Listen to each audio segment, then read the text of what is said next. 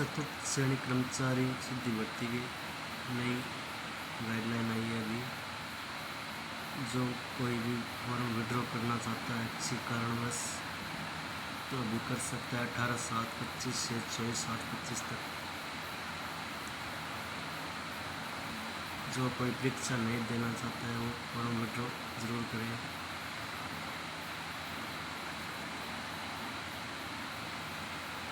सात दिन का टाइम है।